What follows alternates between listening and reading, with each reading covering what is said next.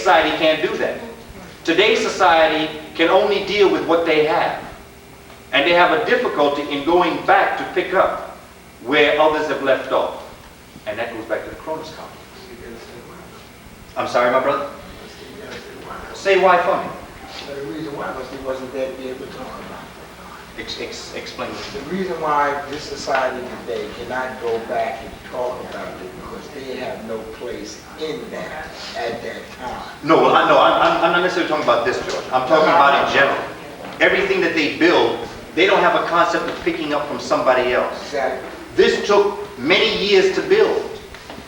Many years to build. And it was wonderful how they were able to do this. But what's important to understand is that this is the covered temple. Remember we said that this was about the infant, and this was 2.5 to 3, and this. Now we're going to superimpose a whole new dynamic on this temple now, where the ancients said that this is the covered temple. Bless you. And that this represented the human head. And in this temple, when you go into the different rooms, it will define for you the functions of the head. In metametra. That's heavy. Okay? Now, you get down here to the hypostyle hall.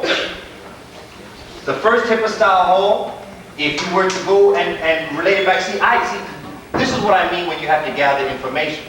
This picture is in the book, this picture is in the book. But what we have to do as an African people is take this picture and put them side by side. That's what we have to do in curriculum development. The information is there, we just got to put it together. What the ancients said was that this, the hypostyle hall, represented the neck and the shoulders. They went further into the peristyle hall, and the peristyle hall represented the chest and the stomach. They went down further into the colonnade of Amun, and this was the thighs and the leg. The reproductive organ is also located right in this area. And they represented the reproductive organ by men. They represented by men in mummified form. And you know, in mummified form, you have the feet here, and then you have it like this. But what they did is that they had an erect penis, not where a penis would be, but where the umbilical cord is, to show the balance of male and female. You know, these people real heavy here. Because they're able to take a man, and you see, this is what I say as men, we have got to say we're half women. When people come to us and they say, what does Women's History Month mean to you? We have got to respond as men. I'm talking about as men knowing we're men. Women's history is important to me because I'm half a woman and I need to know about half of myself. Not about it's important because women are our counterparts and women are important to the... I'm half a woman. And the women in this room, you are half men. But by the magic of your daddy's chromosome, whether it be the X or the Y, hooking up with your mother's egg, decided whether or not I'd be male and you'd be female. That's the true accident of birth. It's not an accident, it's an occurrence of birth. And the Africans were totally aware of this. So on a pharaoh's body, they would demonstrate the female counterpart to the male counterpart. Yes? And is this the region where the Whitechapel is at? You know what I'm talking about? When we went into the when we were in Kemet and we went into this temple, I think it's called the Whitechapel, where on the walls those belly figures are there, and I was wondering if that was representative of what you're saying. Did you see men there? Huh? Did you see men? Was it in the Ifit or was it Ifit? Was it Karnak or was it Grand Lodge? Do you remember which one? I know it was where Amun was at. I know that. No, then you're talking about Karnak. Yeah, I know exactly what you're talking about. I get confused with that too, the Karnak and the Lodge. Is that because half of it is down this way, or, you know, I always got confused with the whole concept of the Lodge. To understand, because half of it is located in Karnak, and the other half is They were two buildings that were intricately related to each other, but served two different purposes. One was the holy place, and the other was the select of the holy places. So the lodge was the... Lodge was more the educational building. And that's why you have a lot of chapels in Karnak. That's from what I basically see. There's still much more research to be done. Because remember, this is the area where between Karnak and the Grand Lodge that you had 1.5 miles of sphinxes that connected it. And you know you have in the Catholic Church and the Episcopal Church the High Mass, where you see the priest will walk, there's a flock of saints that will walk, the altar boys, the choir boys, the main priest is up there, and you got the other priests that are walking with him. It's the same thing that would happen in Karnak. That whole concept of the procession came out of Karnak, where they would leave Karnak and go to the Grand Lodge. Or they might go to the Grand Lodge and go to Karnak. But that whole concept of having a procession, they used to go down the Avenue of Sphinxes. See, now the streets will divide. So you don't have a sense of where those streets were. But Karnak and Luxor were connected by this Avenue of Sphinxes.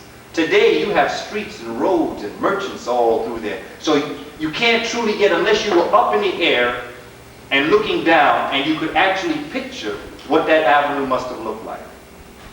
Okay, so you get down in this area here, which is the colonnade of Amun, the thighs and the leg, and then you get to the court of Ramses, which is the knees, the shins, and the feet. And all of the functions. Now, there are two ways that the body is shown here. It's shown on profile. It's shown on profile when you need to see certain things that are internal of the body, and when you need to see things that are right-left in nature, you will see the body with the face pointing this way. People say, how do you know which way it faces? It faces east. People say, how do you know? Because the whole function of the spinal cord is written on the west wall, where the spinal cord would be. The pineal gland is in a secret sanctuary. You see, because the pineal is a secret law, a secret cosmic law. But now check this out, which I find interesting. You know when you're eating and you choke, it's because air has gotten down when you're eating or something like that, but you have something in you that closes to let food go in. Say it again. Say it again. Tongue palate? Okay, whatever it is that closes off, that allows you to eat and not allow air, it's a flap. It's like a valve. The valve will close when air is coming, it'll open, but it will not allow, you say something went down my windpipe. Where that is located on the human body, you can't open both doors. You can only open up one door. In other words, if you're eating, that's the door that opens. So if you're going down the track to see where you eat is one thing. The same way is that when you close that door, you can then open the other door. But you cannot open both doors at the same time, because you can't eat and breathe at the same time. And these are some of the things that are in this temple. And there's a whole lot more that we've got. But when you're looking at a people who can build on such dynamic level, you know you're dealing with a brilliant people. And you can surely understand why they don't want you to get that information today. When you're dealing with this, people say, well, why is the head pointing south? The head is pointing south because they themselves say that they forever want to face the land from whence they came, which is south of where they are. So the head faces the south, showing that they came from Nubia. That's what I was saying before. This Western concept of what all that was geared to was not geared to that formula of thinking. See, they're against reality of nature, because when they look into the cosmic clock, they have a particular time that will never exist in that clock anymore. So they could not see that far ahead, because nature itself did not allow it to be part of their design. And our ancestors knew that and allowed it to be like that so it could be improved upon. For them to even come into existence, they had to create their own clock. Exactly. And take the world off the master's clock. That's right. And right now, we're off the master's clock. Do you know what I'm saying? Folk of lighter complexion, I'm talking about the people caught in the pineal gland, by nature of what the world says, should never have come into existence. In order for them to come into existence, they would have had to have changed the time clock of the world. Exactly. Everybody follow what I'm saying so far? No. Okay, I'll say it again. For a people to come forward, okay, there's a clock. There was a master plan for the human people, for us to live by. In us going up into this area, we had to create a system that would be different from the original system. Okay? For that to happen, and for us to have to live in this original system, we had to have lost our way on this system. Because they had to leave this system to create a system of their own. So now it goes back to the road that we spoke about. When someone's taking you down the wrong road and you have to return back, you could do the same analogy with time. They were never meant to exist. Life was meant to be in heat. Now that they're here, they can function like any other human being. I'm not saying anything about that. But I'm saying in terms of the master plan, life comes out of heat. And cold kills. Cold kills life. And then what I'm saying is that we have to get back on to the original clock. Is it clear? Oh, okay. Okay, what's important about this lesson also is that it's a lesson on family. It is key to know this because in your lesson plan next week, you're going to get a list of all of the rulers of this time, beginning with Sennacherib and ending with Horemheb, going from 1570 to 1320. It's a family. And what I try to get our young people to see in this lesson plan is that every one of these individuals handed down a legacy to the person that would follow. Just like our ancestors, Fannie Lou Hamer, Martin Luther King, Malcolm X, they have left us a legacy that we have got to hand on. We are a link in the chain. And that just like they were able to hand down their sacred legacy, we've got to do the same for our young people now. And we cannot care what other people are saying. It is too late in the day for that. We're talking about survival. And that through family, they were able to. Now, I'm not saying that it has to be a mother and a father and 2 children. It don't have anything to do with that. It could be a grandmother and a baby boy.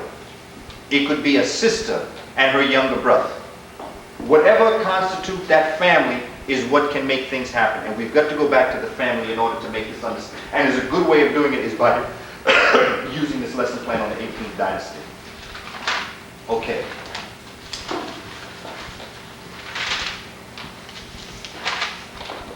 The important thing to understand about the 25th dynasty is that it came about the very same way in terms of, once again, Asians gaining control. After the Ramessids and going into the other dynasties, more Asians are coming in, they're getting more control, they're becoming puppets for the Assyrians. What happens is that Kashta comes up out of Napata and moves up. And what he does is almost the same thing that Menes does. He was accepted without a fight. These Africans, when they came upon him, they said, "Brother, what took you so long?" They were waiting for an African redeemer to come forward to free them from the yoke of the Asian aggression by the puppets of Africans. It was the Africans that kept them in control, but it was the Assyrians who kept those Africans in check. It's very important to know that Tafnak, the one that he eventually went to war with, was an African person. And that they're playing the same puppet games then as they did now, but Pianki didn't take no mess. He went up there and he literally made them take down their god. And the first thing that Pianki did, remember it wasn't Kasha that started, it was Pianki. The first thing that Pianki did was to raise a temple to the spiritual order. It's the first thing he did, was raise a temple to the spiritual order that was to resurrect itself. During this 25th dynasty, pyramid building was to go on a rise, as it had not gone on a rise since the Pyramid Age. They began to build pyramids, and that is the evidence that we are going to talk about in approximately, I think, May 26th, when we start talking about why you all of a sudden start to find pyramids in ancient America. Because if you look around the world, you'll find pyramid building rising in 2 places in the world during the 25th dynasty. You will find it in this area, and you'll find it in this area, particularly in the Gulf of Mexico. So No one can say, well, why all of a sudden pyramids? Because the pyramids were being built in the 25th dynasty right here. Step pyramids. They returned to the step pyramid. They didn't build the perfect pyramid. Let me tell you something else. The pyramids of Nubia and Ethiopia are better pyramids than anything built in Egypt or Kemet. They are not as good on a magnitude, but in terms of structure and math and astronomy, they are better than the pyramids of Kemet. Can I say that again for you?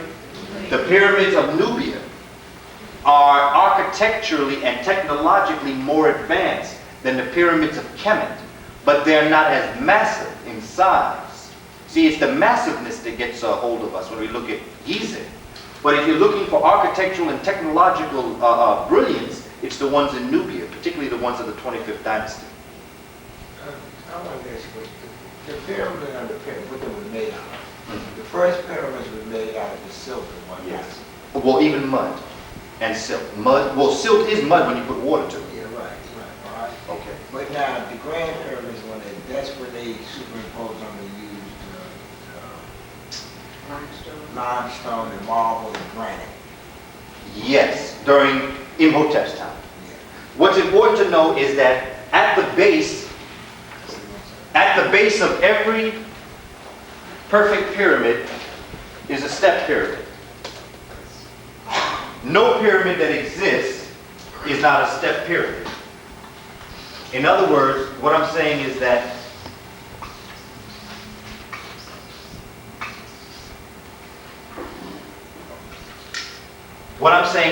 this is, if you took an x-ray of the Great Pyramid of Giza, you would see a step pyramid underneath it. After the step pyramid was built, then they began to use bigger stone. Remember we spoke about the rise and run. This is not a very good picture. And then the capstone was put on. But what they did to make the perfect pyramid is that they started to use larger blocks that began to create an incline. And the incline, believe it or not, as told to me by Mr. Grant, Earl Grant, was that it was not straight. It sloped, in fact. That it slopes inward. Architectural brilliant. There is nothing that exists in the world today. The Japanese tried it. You heard about the Japanese going there and trying. Did such a bad job, they told them, tear it down and get out of town. They had no concept. They had no concept. It was falling apart. It was falling down. They had no concept of how they could have possibly put something. Couldn't move the blocks. The blocks started cracking on them. Didn't have a concept of how it happened.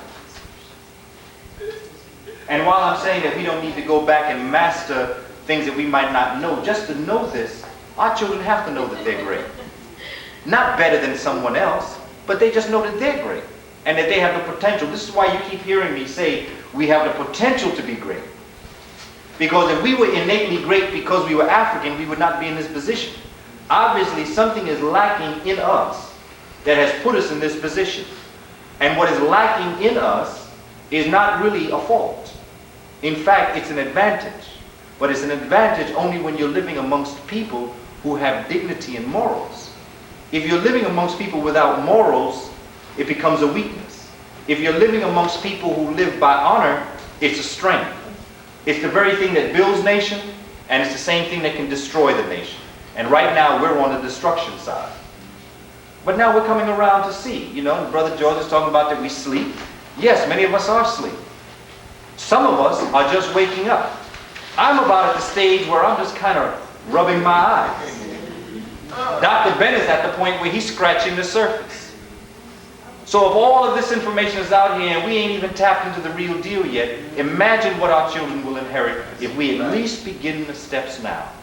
And we have got to do this with no regard to anybody else for what they feel, because please know that what is good for you is bad for them. And they will do what is necessary to make you not want to embrace it. And what we've got to do is, despite that, is not only to embrace it, but to let our children know it. Since the last time I've spoken to you, I've been with our children on a number of occasions. We've had a shooting this week about it. Yeah,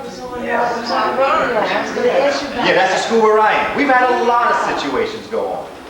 But I don't mind being on tape, because what I'm going to say is true, and I've always said it. I've had experience with children, and our children are just wonderful. I'm telling you, they're wonderful. It's the adults.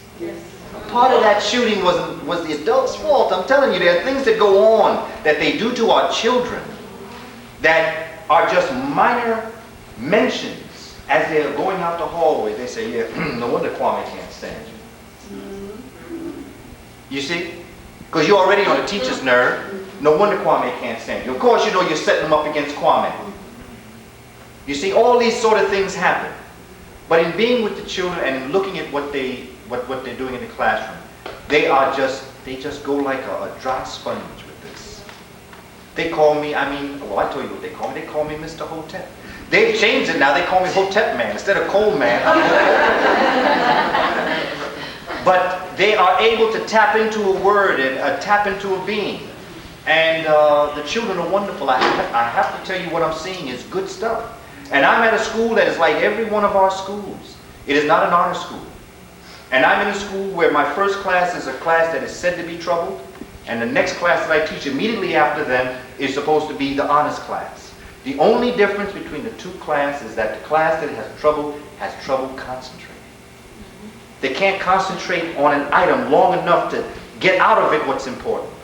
And that's because they've got all these other things going on. And I bless them. My first blessing for our children is that you came to school. Let me shake your hand on that. Just that alone I love you for. Now everything else that happens when we're indoors, we can deal with. If you've taken the initiative to come, then at least we can deal. But I watch our children constantly. And I'll tell you again, the hardest hard is the hardest hurt. The ones that give you the most trouble are the ones that have been hurt the most over the longest period of time. They are not doing what they're doing because they're some kind of big bad characters. They are big and bad because they've been hurt so much. They want to at least give you the exterior that they're going to do you in if you mess with them. But inside, if you do, you just make them fall apart again. I'm talking about big, strapping brothers who people are afraid of. And on the inside, they have so much kindness.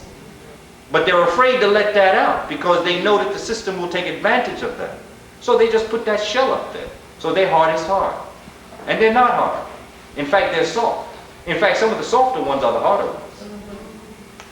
Are there questions? Yes, my brother. Getting back to the Grand Lodge and Wasset. By the way, my brother, if I could just say, he calls it Wasset, I call it Wa'ad. It's the same thing. I call it Wa'ad too. Okay, it's the same thing. I hear Dr. Ben use the name Wasset, but it's the same thing. Okay, my brother. I need to get some more documentation as far as the outer exterior, the pictorial of that structure. Is there any books that you can directly? Yes, there's a lot of pictorial books. When I went to Kemet in '83, Dr. Ben gave us all a book, and it had a lot of nice pictures. There are a lot of books that can give you a lot of nice pictures of the Grand Lodge. There are books that are just devoted to the Grand Lodge. In fact, that whole martial arts piece is found in the Grand Lodge, where you see the individual African doing battle with the bull and bringing the bull down. It would be hard for me to get the titles, but I can get you a couple of titles. But I'm sure that if you went to an art book store, if you went to Metropolitan Museum of Art, American Museum of Natural History, if you went to their gift stores, I'm sure they would have books for you. What martial arts? I'm sorry? What martial arts? When we went to Kemet, it's somewhere, let me see, we came in here. It's somewhere over here, where you have the pictographs of the martial arts, of people doing flips and blocking, and you have the wrestling with the bull. And you know in the Asian thing that in order to get your red belt, you have to do battle with the bull. That's where all that comes from. But pictures of this martial arts activity is actually carved on the walls. But there's no book, like a book that we can buy. Oh yeah, there's a brother, there's a Muslim brother who has written a book on African martial arts. Yusef Salam, okay. Yusef Salam is written. You can get that at Mark 125. Huh? It's called... Yes, Capoeira is one. He's also written another one on African martial arts. There are two books. Capoeira is one, which is the Angolan in Brazil. I was trying to find it, but I can't find it. No, it's in Mark 125. Go to Amin Ra and ISIS. I know it's there. It should be in misprint, and if not, she should be able to get it for you. Are there any questions? Because I'd like to break now. It's about 5:19. I'd like to break for about 5 minutes. I'd like to come back and do some questions and answers until about 5:45. Oh, same thing with these kids, first about this one, I remember. The first one.